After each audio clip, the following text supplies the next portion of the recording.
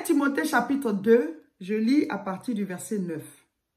Je veux aussi que les femmes, vêtues d'une manière décente, avec pudeur et modestie, ne se parent ni de tresses, ni d'or, ni de perles, ni d'habits somptueux, mais qu'elles se parent de bonnes œuvres, comme il convient à des femmes qui font profession de servir Dieu. Ceux qui se basent sur ce verset pour dire qu'on ne doit pas mettre de bijoux là. Mais le premier mot qu'il a dit là, il dit de ne pas se tresser. Il dit de ne pas se tresser. Donc si vous dites qu'on ne doit pas mettre de bijoux, c'est qu'on ne doit pas aussi se tresser. Bon, si nous on ne se tresse pas, nous les Africaines, là, nos cheveux sont crépus là. Si on ne se tresse pas là, qu'est-ce qu'on fait de nos cheveux? Puisque le même apôtre Paul, il a dit aussi dans 1 Corinthiens chapitre 11, verset 15, il dit quoi? De ne pas se couper les cheveux parce que les cheveux sont le voile de la femme. Dieu lui-même a mis nos cheveux pour que ce soit un voile sur nos têtes. Bon, on ne doit pas se les couper, on ne doit pas les tresser.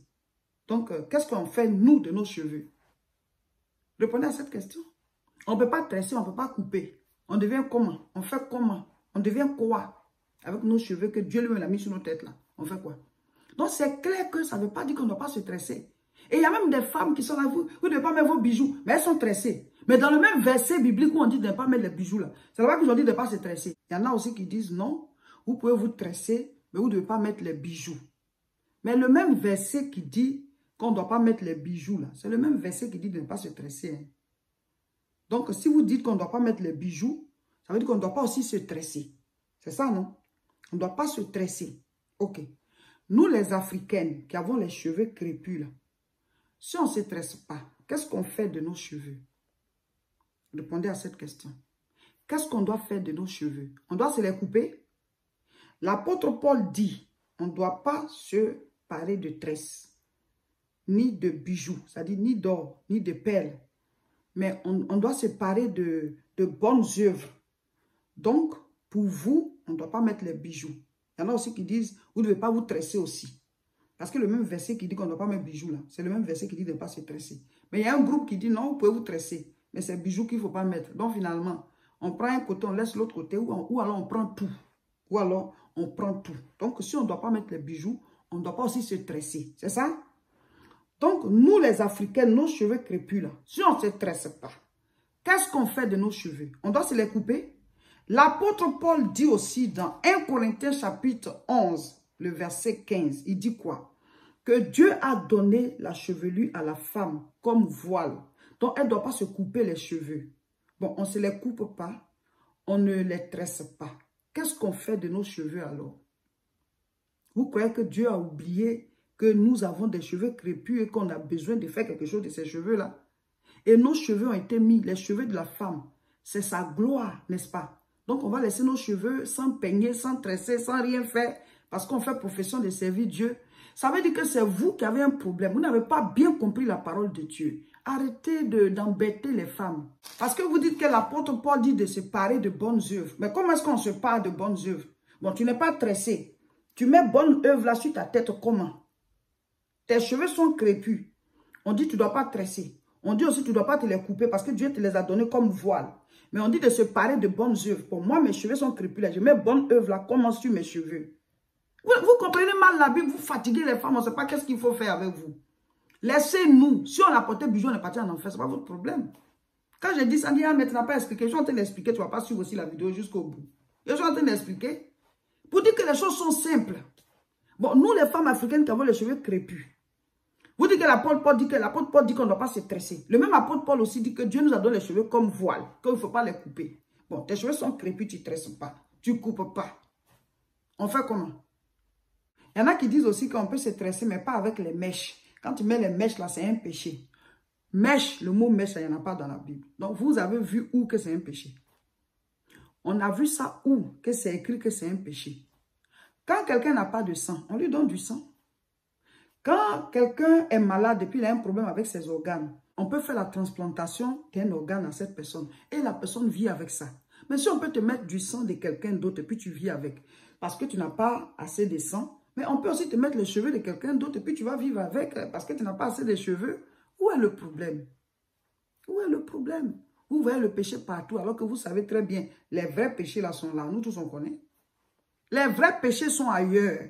Ce n'est pas parce que quelqu'un a mis des mèches sur sa tête ou bien elle a mis des bijoux qu'elle va aller en enfer.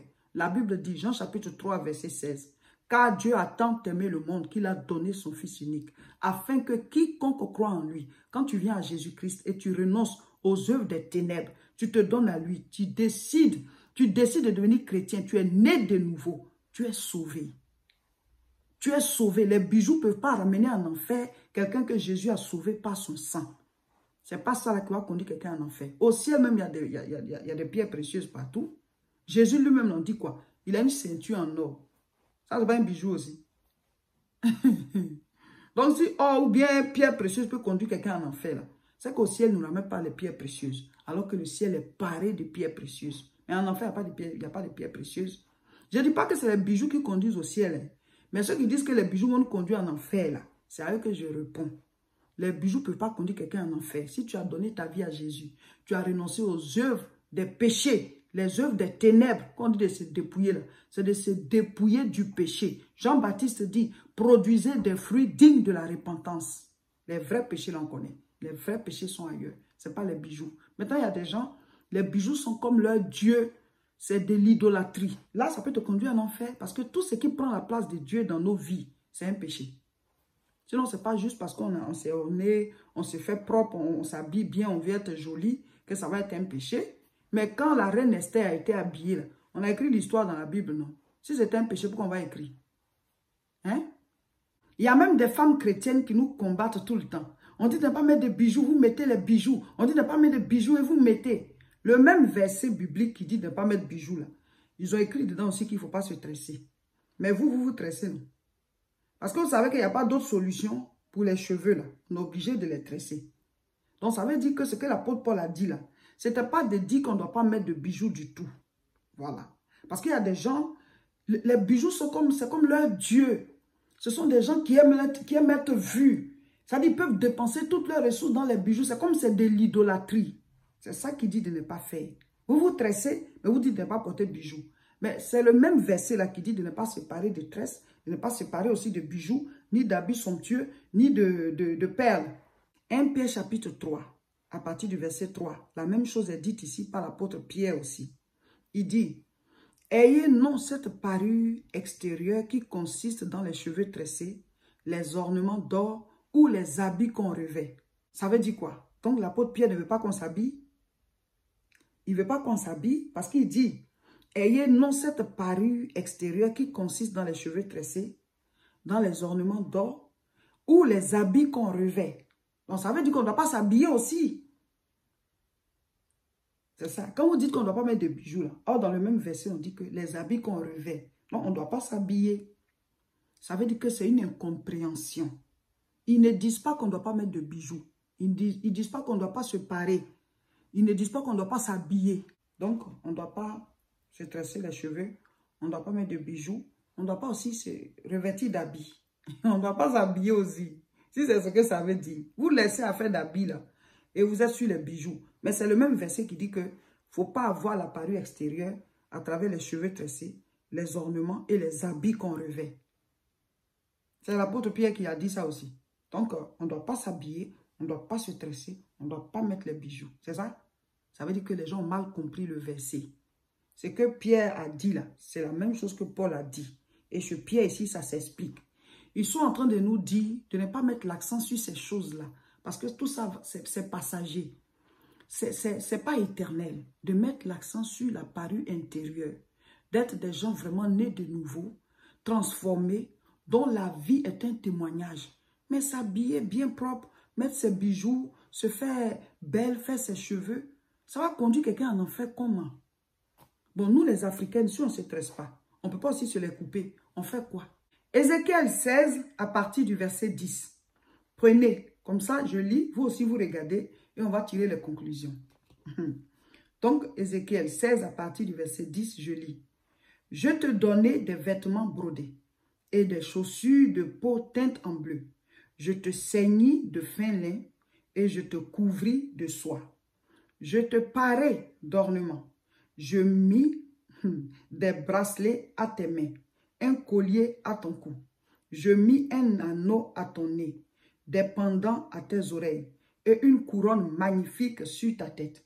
Ainsi, Tu fus paré d'or et d'argent, et tu fus vêtu de fin lin, de soie, d'étoffe brodée. La fleur de farine, le miel et l'huile furent ta nourriture. Tu étais d'une beauté accomplie, digne de la royauté.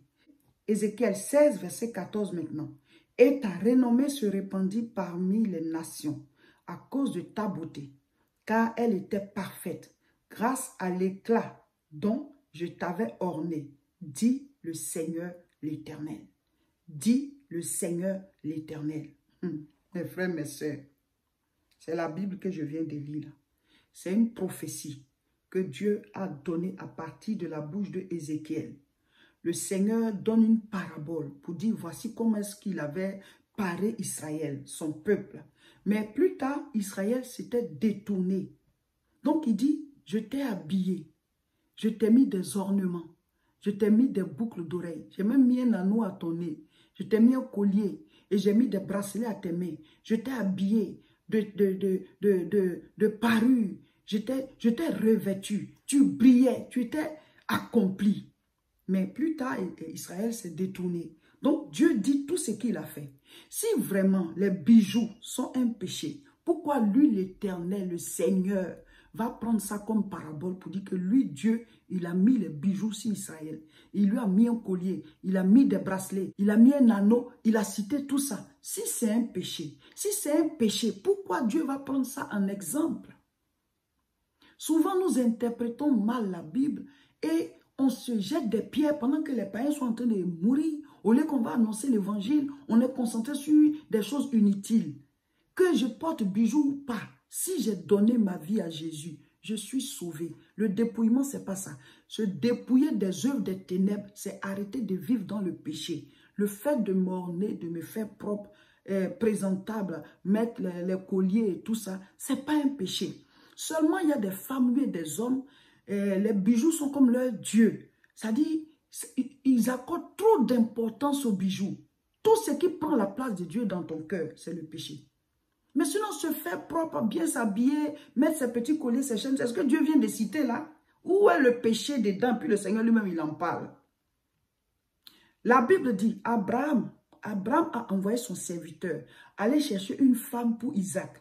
Qu'est-ce qu'il a remis? Il a remis des bijoux. Quand le serviteur est arrivé là, il a mis un bracelet au bras de la dame. Genèse 24, je lis à partir du verset 22. Quand les chameaux eurent fini de boire, l'homme prit un anneau d'or, c'est-à-dire une bague, du poids d'un demi-cycle et 2 bracelets du poids de 10 cycles d'or. Il s'agit de qui ici? C'est le serviteur d'Abraham. Abraham a envoyé son serviteur le plus ancien de sa maison aller chercher une femme pour son fils dans leur village. Et il a dit à Dieu de l'accompagner, il a prié et il a fait jurer son serviteur de ne pas prendre une Cananéenne parce que Dieu a dit de ne pas prendre les Cananéennes. Va jusque dans mon village.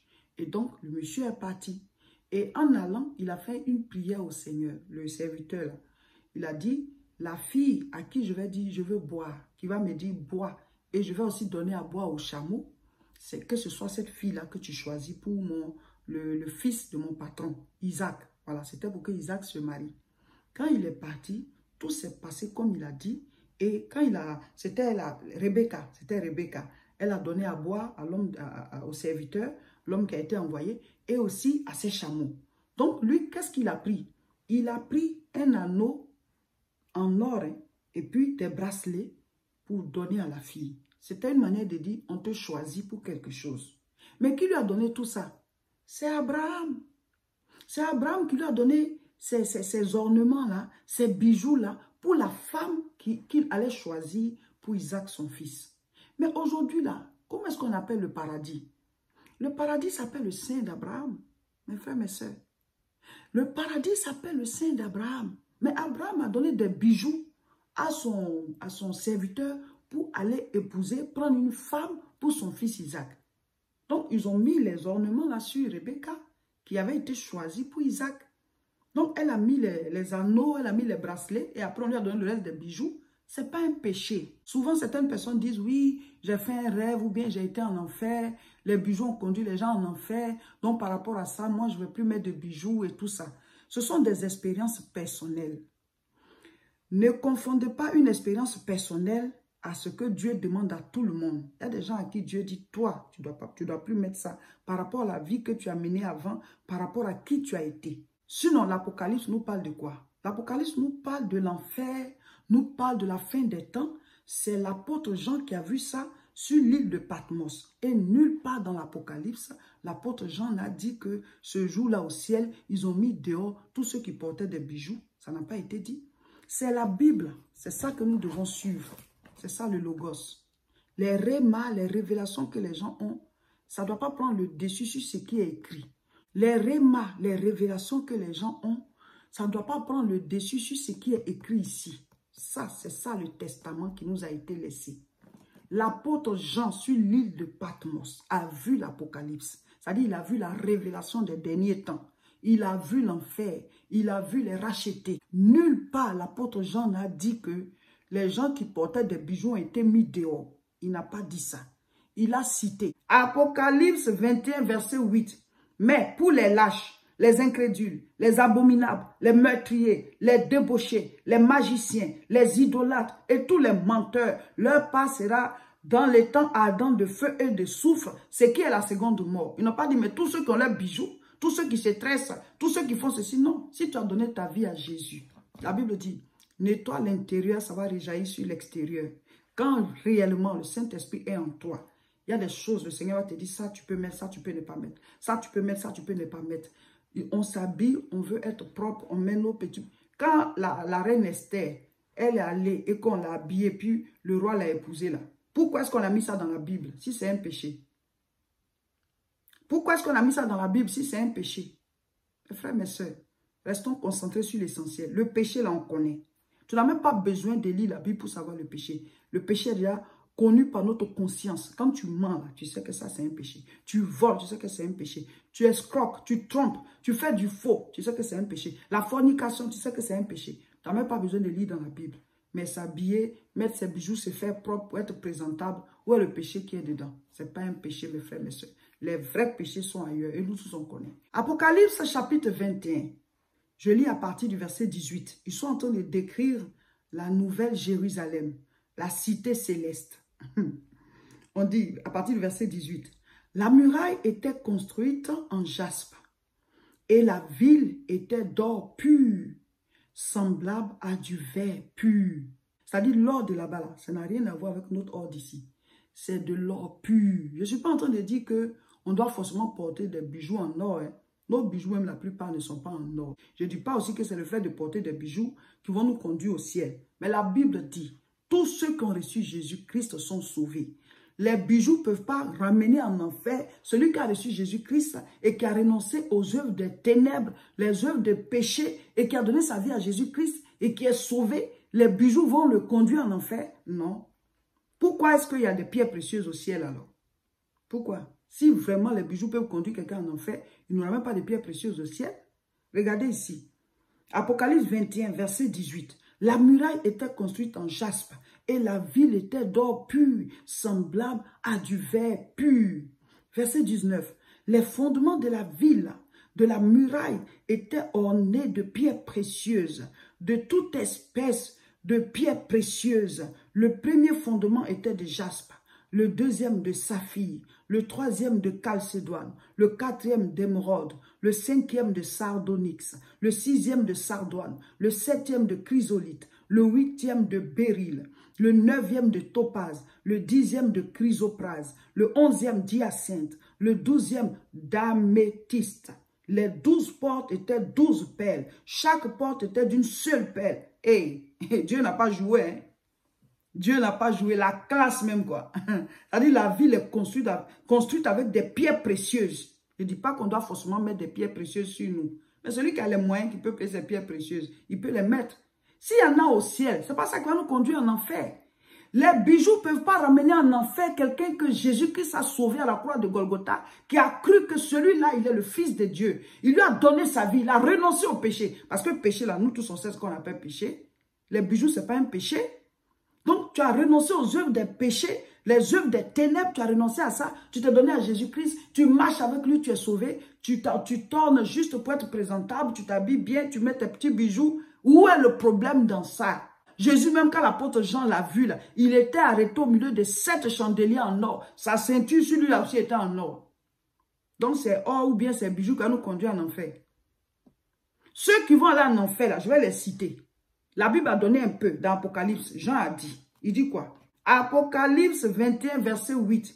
Mais pour les lâches, les incrédules, les abominables, les meurtriers, les débauchés, les magiciens, les idolâtres et tous les menteurs, leur part sera dans les temps ardents de feu et de soufre, ce qui est la seconde mort. Il n'a pas dit, mais tous ceux qui ont leurs bijoux, tous ceux qui se tressent, il n'a pas dit, mais pour tous ceux qui ont leurs bijoux, leur part sera dans les temps ardents de feu. Non.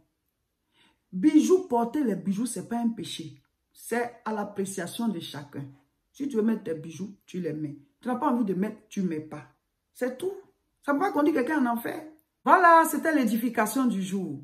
Je suis pasteur C.K. Olga de l'église La Moisson de France. Nous prions à Tourcoing. C'est tous les dimanches à partir de 10 h. Voici notre adresse. Rejoignez-nous. Une fois par mois, on fait des croisades à Aubervilliers. Tous ceux qui se sont inscrits pour la formation, l'école des disciples, les nouveaux inscrits. La rentrée, c'est le samedi 25 juin. Le samedi 25 juin à 14 h 30. Le premier groupe, c'est vous, les nouveaux inscrits. De 14 h 30 à 16 h 30, on va faire votre premier cours. C'est la rentrée pour vous. Tous ceux qui nous ont écrit sur WhatsApp pour dire que je m'inscris à l'école des disciples. La rentrée pour vous, là, c'est le samedi 25 juin de 14 h 30 à 16 h 30. On va faire votre premier cours. Voilà, faites passer l'information. Maintenant, ceux qui avaient fini le premier niveau, la promotion Abraham, plus le staff de l'organisation des croisades et de la CIMA, pour vous, c'est à 17 h. Désormais, vous êtes le deuxième groupe parce que vous êtes au niveau 2. On va aussi se retrouver le samedi 25 juin à 17 h. Soyez tous là. Vous tous qui avez fini le niveau 1, qui êtes passé en niveau 2, et vous qui avez été voilà, dans le staff de la CIMA et dans le staff des croisades, le samedi 25 juin à 17 h, on se retrouve à Aubervilliers dans la même salle. Mais à 14 h 30, là, ce n'est pas d'abord vous, hein, c'est le groupe des nouveaux inscrits. C'est votre rentrée. Voilà, on commence l'école des disciples le samedi 25 juin. À partir de 14 h 30, c'est pour le premier groupe, les nouveaux inscrits. Faites passer l'information. Pour toute information complémentaire, contactez-nous par WhatsApp à ce numéro 0033 7 51 51 25 16. Ce mercredi, nous ne serons pas en direct. Nous reprenons les directs le mercredi d'après, mais les enseignements, on va continuer de les mettre en ligne. Donc, faites passer l'information. Abonnez-vous à nos différentes chaînes. Sur YouTube, c'est La Moisson TV et sur Facebook, c'est Réseau International Richesse. Partagez cette vidéo. Que Dieu vous bénisse.